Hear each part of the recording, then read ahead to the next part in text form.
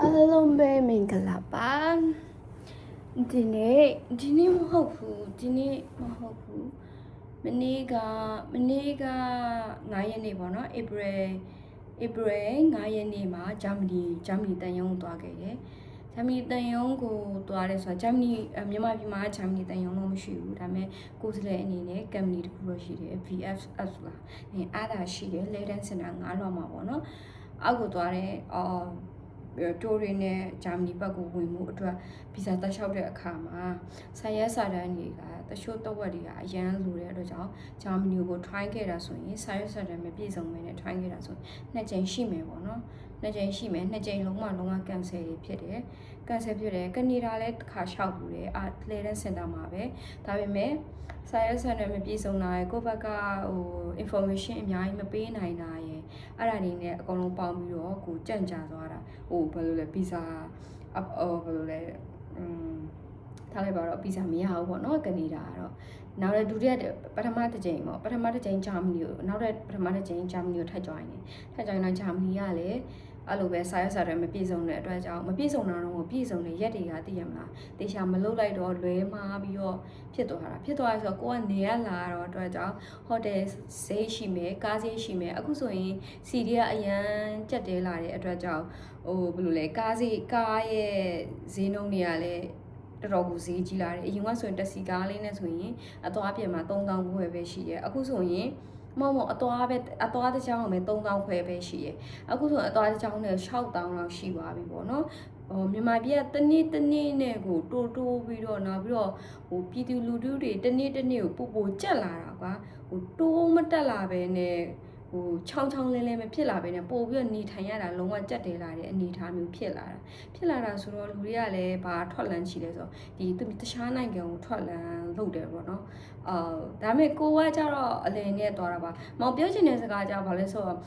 ဒီတန်ယုံနေနဲ့ပတ်သက်ပြီးတော့ information ပေးရှင်တာကကြတော့ကိုဒီနေ့ဂျာမနီတန်ယုံကဂျာမနီရဲ့ကိုယ်စားလှယ်မှာတွားလျှောက်တာပေါ့နော်ကမ္ပဏီမှာတွားလျှောက်တာစာရဲစာတမ်းမပြည့်စုံရင်အပယ်ချခံပါမယ်ကိုလိုပဲနေရတူလူဆိုရင်ပို့ပြီးခက်ခဲပါမယ်ပတ်စံနေကုန်မယ်အချိန်နေကုန်မယ်လူစိတ်ဆင်းရဲရမယ်လူပင်ပန်းနေပေါ့နော်ထိုင်းကကြတော့လွယ်ပါတယ် e-visa ဆိုတော့အကုန်လုံးက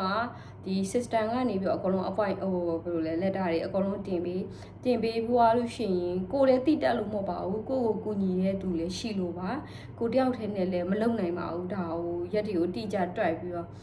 ခေါင်း3လုံးသုံးရတယ်ပေါ့နော်ခေါင်း3လုံးသုံးရတယ်ဆိုတော့ကိုကတော့နှောင်းလိုက်ပေါ့တခြားသူကတော့ကိုအတွက်ဥဆောင်ပေးရတဲ့2ဦးခေါင်း2လုံးရှိရပေါ့နော်ဘယ်လိုပဲဖြစ်ဖြစ်ကိုကလည်း print နေထုတ်ပြီးတော့စာရွက်စာတမ်းတွေစီရတယ် plan တွေဘယ်လိုချရမယ်အဲ့လိုမျိုးပေါ့နော်အဓိကနှလုံးဒီခေါင်းနှလုံးကတော့တေချာပေါက်ကိုတေချာပြောပြနိုင်တဲ့သူရှိလို့လေကိုကဒီဥစ္စာလိုက်လုံနိုင်တာပေါ့နော်ဒီခေါင်းတစ်လုံးဆိုတော့ထိုင်းက e-visa ဆိုတော့ဘာမှမလိုပါဘူးအဓိကဗီဇာe-visa ဆိုတော့ online ကနေရှောက်သွားတော့ပြေဆုံး letter တွေတင်ပြီးွားလို့ရှိရင်ကိုတကယ်လို့ရန်ကုန်သွားပြီဆိုရင်သွားပြီးကဲမနေ့ပြန်လို့တန်ရုံဝင်ရမယ်ဆိုလို့ရှိရင်ဘာလို့မဲဆိုရင်မှတ်ပုံတင်မူရင်းလိုမယ်နောက်ပြီးတော့သူတို့ရှိရ appointment scan လေးနဲ့ဘယ်လိုလဲဒေါ်လာ40ပေးသွင်းရမယ်ကိုယ့်ရဲ့နာမည်နဲ့ကိုယ့်ရဲ့ဒီကုတ်တွေဘာတွေကျလာတာကျူဟာ scan လေးနဲ့ကွာအဲ့လိုလေးစာရွက်လေးပါမယ်အဲ့ဒါတွေ့ရပါမယ်နောက်ပြီးကြတော့ကိုယ့် email တွေကိုဘယ်လိုလဲappointment confirm ဖြစ်ကြောင်းလားပါလဲအဲ့လိုမျိုး email တွေကိုကြာလာမယ်ဟာလေးပေါ့ဒါကကိုယ်လုတ်ပေးတဲ့သူရဲ့ email တွေကိုပဲကြာမှာပါကိုယ့်ရဲ့ email တွေကိုတော့မကြာလာဘူးပေါ့နော်မကြာလာဘူးဆိုတော့ကိုယ်လုတ်ပေးတဲ့သူရှိမှာဒါကိုမဖြစ်မနေတောင်းရပါမယ်အဓိကဒီ3ချက်ပါမှတ်ပုံနေမူရင်းလို့မယ်နောက်ပြီးကြလို့ရှိရင်ဒီကျူဟာ scan ပါမယ်ဘာကုတ်လေးရယ်ဒေါ်လာ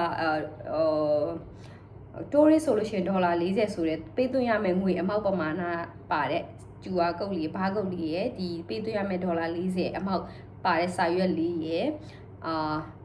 နောက်ပြီးတော့ email ကြလာမယ်ကိုယ့်ရဲ့အမည်နဲ့ကိုယ့်ရဲ့ဒီနံပါတ်နဲ့ပေါ့နော်ကြလာမယ် email ကို အဲ့ဒါလေးကို print ထုတ်ပြီးတော့တန်ရုံသွားလိုက်ရုံပါပဲကျန်တာဘာမှမလိုပါဘူး